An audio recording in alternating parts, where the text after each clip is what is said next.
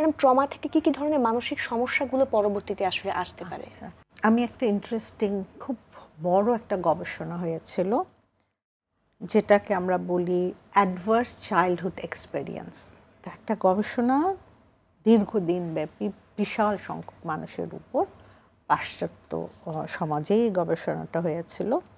So সেখানে দেখা গেছে যে তারা দেখেছিল যে যেই সমস্ত শিশুরা মানে তারা গবেষণাটা করেছে প্রাপ্তবয়স্ক ব্যক্তিদের উপর, কিন্তু তাদের মধ্যে যাদের শৈশবকালীন মানে খুব নানা রকম নিগৃহীত উপেক্ষিত হওয়ার অভিজ্ঞতাগুলো রয়েছে, হ্যাঁ, হয়তো বাবা মা মদ্যপ ছিল বা তারা তাদের টেক কেয়ার করে নাই, কিংবা এমন পরিবেশে বড় হয়েছে যেখানে সে সঠিক পরিচর্যাটা পায় নাই, হ্যাঁ, পারিবারিক সহিংসতার জায়গা ছিল, পারিবারিক সহিংসতা ছিল, কিংবা ওই ধরনের বস্তিবাসী যেখানে অপরাধ প্রবণতা অনেক বেশি রয়েছে, কিংবা ওই যে আমরা যেগুলা দেখি যে উদ্বাস্ত হয়ে আরেক দেশে তারা রয়েছে, হ্যাঁ।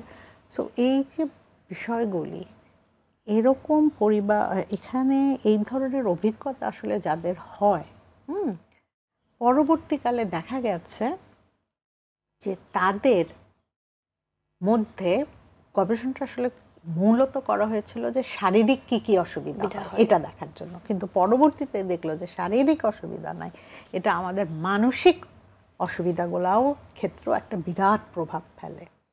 সো এই অ্যাডভার্স চাইল্ডহুড এক্সপেরিয়েন্স থেকে দেখা গেছে যে এই ধরনের মানুষগুলা তারা বড় হয়ে দেখা যাচ্ছে তারা অন্যায় অপরাধের সঙ্গে জড়িয়ে যাচ্ছে, তারা নিজেরা ড্রাগ নিচ্ছে, মদ্যপ হচ্ছে, জেলে যাচ্ছে বেশি, হ্যাঁ, তাদের স্বাস্থ্যহানি হচ্ছে, তাদের হার্টের অসুখ হচ্ছে, নানা রকম শারীরিক অসুবিধা হচ্ছে এবং আর্লি ডেথ অর্থাৎ কম বয়সে মারা যাচ্ছে। সো এইটা ছিল কিন্তু তাদের গবেষণার এই জায়গাটা তারা পেয়েছেন, এবং পরবর্তীতে এটার সাথে যেটা দেখা গেল যে সেটা শুধু এটাই না, এটা কিন্তু আমাদের মানসিকভাবে ভালো থাকার ক্ষেত্রেও এটা একটা বিরাট প্রতিবন্ধকতা হিসাবে কাজ করে। হ্যাঁ, একদমই তাই। সো এর জন্য আমরা মনোবিজ্ঞানীরা বলে একটা শিশুর বেড়ে ওঠার ক্ষেত্রে তার শৈশবকালীন অভিজ্ঞতা অত্যন্ত গুরুত্বপূর্ণ।